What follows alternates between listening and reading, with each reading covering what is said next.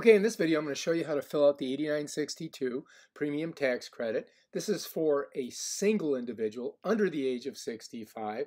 And in this example, I'm going to show you what you have to do if you got more money than you should have from the marketplace in the year 2020.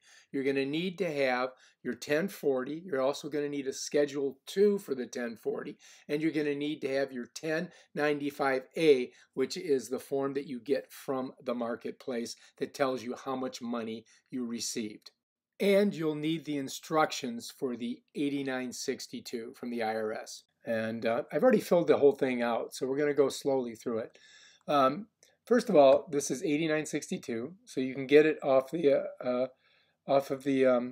you can get a PDF of it off of the IRS website, and you can fill it out right online, and I've done. And right here, you put your name, you put your Social Security number. These are just for examples. Then we're going to go to line 1. Tax family size. Now this is for one person under the age of 65. So your tax family size is going to be one person. So you're going to click 1 in there. All right, your modified adjusted gross income, you're going to enter here. Now it says see instructions, but I can show you if we go into the instructions and slide down, there's a worksheet in here that you can use to figure that out. Now, for the most part, it's just going to be line 11 on your 1040, all right, or your 1040 senior. But remember, we're under 65. If you're a senior, you've got to deal with Social Security, and you have to add that back in. And depending on whether half of your Social Security plus whatever wages or income that you had is over 25,000 or 34, they have a whole bunch of different rules. But let's keep it simple. We're just going to go to line 11 on our 1040, which is right here. I just pretend like this is all filled out.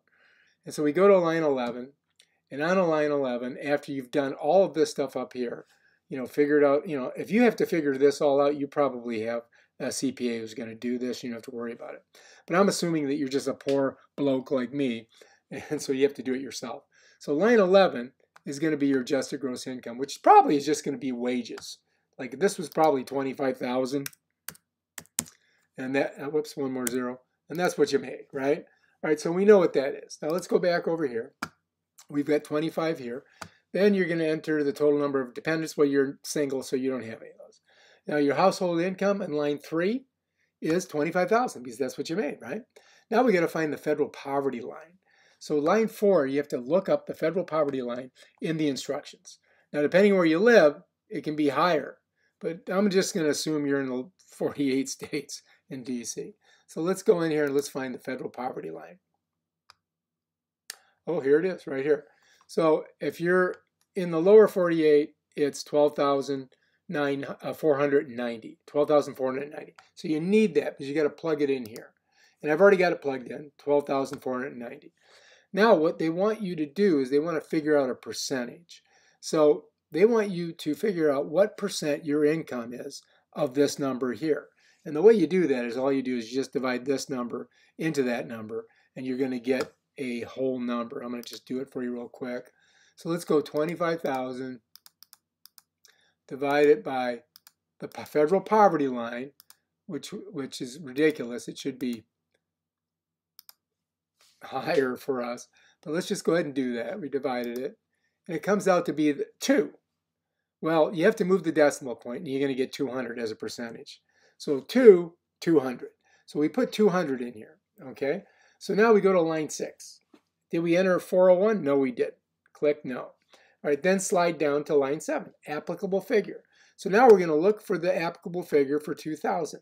So now we got to go back into the instructions and slide down to the next humongous, oh, here it is, applicable figure. So now we got to find 200. So here it is. Bam. We can highlight that. You can Command C it, and then you can go back to your form, and you're going to put that number right here, which I already have put it in there for you. Okay, so that's your applicable figure from that chart in the instructions, which you're going to have to pull up. Instructions for 8962. So now we're going to go over here to line 8A, the annual contribution amount. Multiply line 3 which is our income, by line 7, which is our applicable figure, and we're going to get an amount. So if we take, and they want you to round it to the nearest dollar. So if it's 5, you go up. If it's lower than 50 cents, you would go down. So what we're going to do is we're going to take 25,000, right? Clear.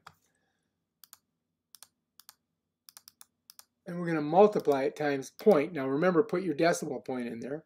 0.649. And it's going to come out to be 1622.50, but we're going to round it up, so I did 1622.30. All right, so let's clear that. And now what we got to do is we figure out the monthly amount, and I already have it here, but let's go ahead and do it. So 1623 divided by 12 equals 35.25. Bam, we got it in there.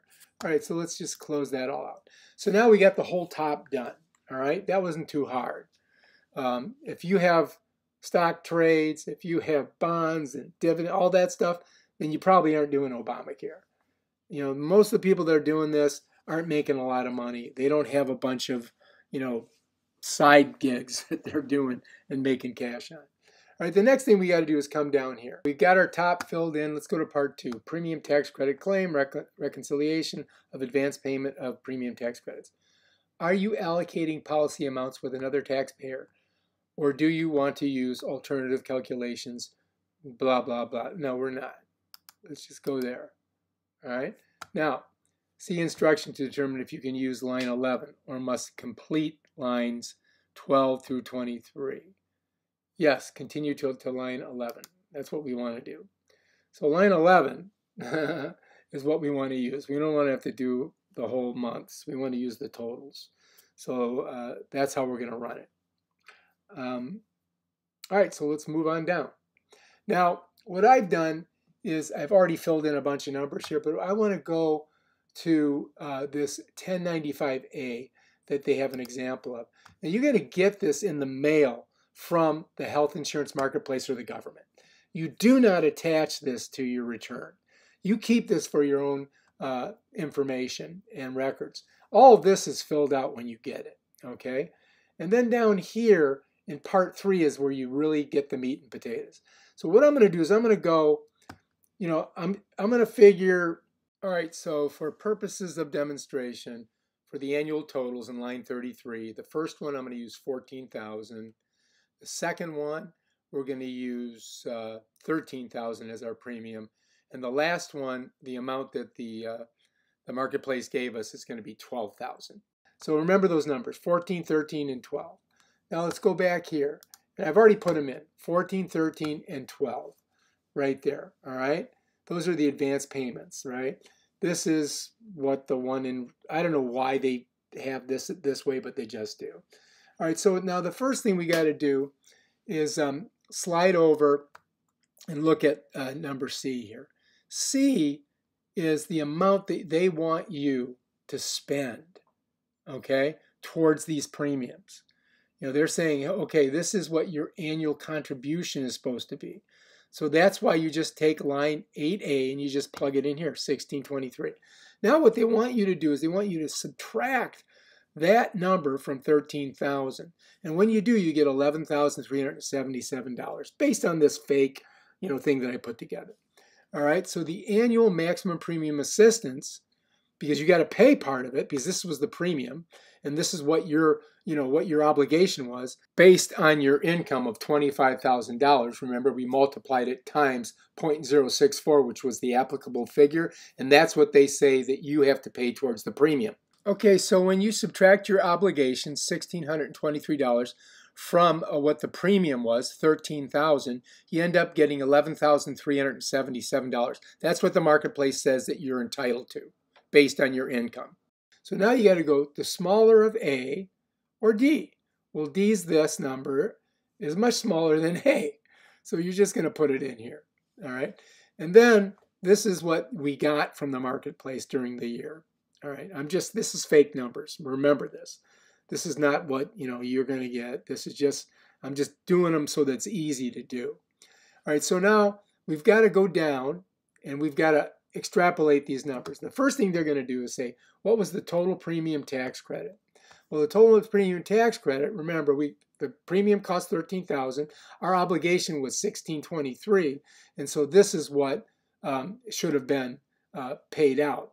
So we got to put that in here. So we did 11,377. So on line 24, total premium tax credit, you're going to enter them out from 11E, and that's $11,377 in this example. So for line 25, advance payment of PTC, we're going to take the number from 11F, which is $12,000, and we're going to put it just under there on line 25. Well, this is what we got, right? This was our premium tax credit. This is what they paid towards this, okay? All right, so now we're going to look and we're going to see that, oh, shoot, we were only supposed to get that, but we got that. So that means that we might owe them some money. So we got to go over here, excessive advanced payment of premium tax credit. So the excessive advance payment. So if line 25 is greater than line 24, we got to subtract line 24 from line 25. And when we do, we get $623. Now, we've got to go to the repayment limitations in the directions because you may not have to pay that money back. So let's go down to repayment limitations. This can work for you or against you. In this case, it's going to work against us. Well, actually, it's not. I don't know if you'd say it would work against us, but oh, here it is. All right, so remember, as a percentage of the federal poverty line, we were 200%. Son of a gun. We're not less than 200. Otherwise, we would only have to pay back $325. We're between 200 and 300, right on the precipice. So we've got to take 800, and we've got to put it, all right, on line 28. So let's go back. Let's go to line 28. I've already put it there. Bam, done. Now we're going to take the smaller of line 28 and 27, which is the 623, and we're going to put it there. Now we have to take that 623, and we got to put it somewhere, right? So now we've got to put it on Schedule 2 of Form 1040, line 2. And so let's go over here. Here it is, additional taxes, Schedule 2 of Form 1040. So we have to attach this with our 1040. So now what we're going to do is the excessive advanced premium tax credit. We got to go to line 2. We got to put that in there. So we put 623 in there. Then we got to add all these lines up. We didn't have nothing there. So when we add them up, we get what? 623. Now we got to go to line 17 of our 1040 senior or 1040 regular. So let's go to our 1040 and let's go to line 17. Bam, there.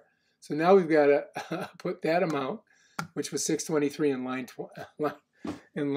17 of the 1040. All right, and that is tax that you're going to have to pay back. And that's how you do it. That's how you fill out your premium tax credit form, and you've got to attach that form with your 1040 or your 1040 senior if you're senior, but this is for people under 65. You also got to include that in your with your 1040. That goes with it, and then also this additional taxes Schedule 2 Form 1040 has to go with that. Okay, and then you got to figure out where you send them, and you got to go on the IRS website to figure that out, depending on what state you're in. But all of those things go in with your check if you owe money. All right, if you like this video, subscribe to my channel and check out my other awesome videos on how to do stuff with tax.